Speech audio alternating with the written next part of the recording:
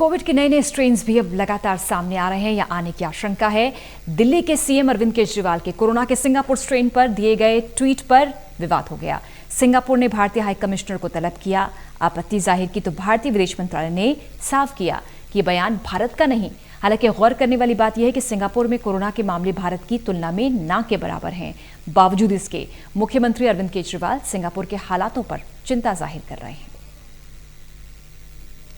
Singapore strain को लेकर दिए दिल्ली के मुख्यमंत्री अरविंद केजरीवाल के बयान ने बवाल बढ़ा दिया।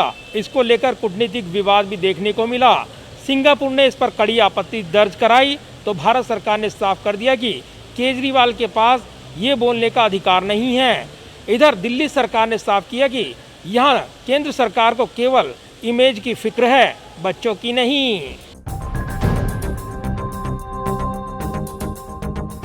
देश में कोरोना संकट के बीच दिल्ली के मुख्यमंत्री अरविंद केजरीवाल के सिंगापुर वेरिएंट बयान ने राजनीतिक और कूटनीतिक विवाद बढ़ा दिया है। पहले भारत सरकार ने अरविंद केजरीवाल के आरोपों का जवाब दिया और अब सिंगापुर की ओर से भी जवाब दिया गया है। सिंगापुर ने इस बयान पर भारत के उच्चायुक्त को तलब कर कड़ी आपत्ति जताई। भारत की ओर से जवाब दिया गया है कि दिल्ली के मुख्यमंत्री के पास कोविड के वेरिएंट या विमान पॉलिसी पर बोलने का अधिकार नहीं है।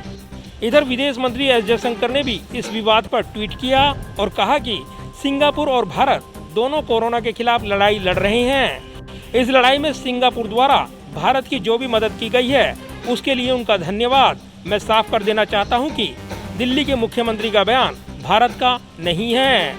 दिल्ली के मुख्यमंत्री अरविंद केजरीवाल के ट्वीट पर केंद्रीय मंत्री हरदीप सिंह पुरी पहले ही जवाब दे चुके हैं। हरदीप पुरी ने अपने ट्वीट में कहा था कि केजरीवाल जी, मार्च 2020 से ही अंतर्राष्ट्रीय उड़ानें बंद हैं। सिंगापुर के साथ एयर बबल भी नहीं है। बस कुछ वंदे भारत उड़ानों से हम वहां फंसे भारतीय लोगों को वापस लाते हैं। ये हमारे अपने ही लोग हैं। फिर भी स्थिति पर हमारी नजर है, सभी सावधानियां बरती जा रही हैं।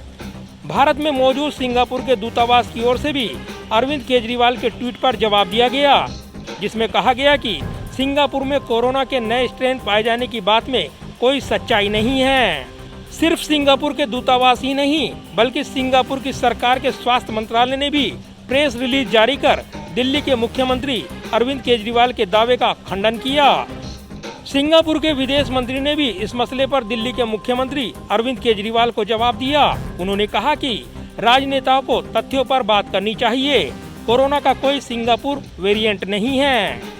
विवाद बढ़ने के बाद दिल्ली सरकार में मंत्री मनीष सिसोदिया ने सफाई दी कि केंद्र सरकार केवल अपनी इमेज की चिंता कर रही है, उसे बच्चों की कोई फिक्र नहीं है। बहरहाल सिंगापुर वेरिएंट को लेकर केजरीवाल के बयान और उस पर सिंगापुर की आपत्ति और भारत सरकार के बयान ने कोरोना के खिलाफ लड़ाई के बीच नई बहस छेड़ दी है। जाहिर है ऐसा पहली बार नहीं है जब किसी विरोधी नेता के बयान पर राजनीतिक बवाल हो रहा है। इससे पहले जब राहुल गांधी ने कोरोना की सुनामी की बात कही थी तब उस वक्त काफी विवाद हुआ था, लेकिन बाद में जिस तरीके से कोरोना संक्रमण की चुनौती देश में बढ़ी तो उसके बाद उल्टा विरोधी केंद्र सरकार पर हमलावर हो गए। ऐसे में केजरीवाल के बयान को गंभीरता से लिया जाए या फिर गैर जिम्मेदाराना बताकर पल्ला झाड़ लिया जाए, इस पर भी नई बहस छिड़ी हुई है। कैमरामैन सुरभीर सिंह के साथ प्रदीप कुमार, टोटल न्यूज़, दिल्ली।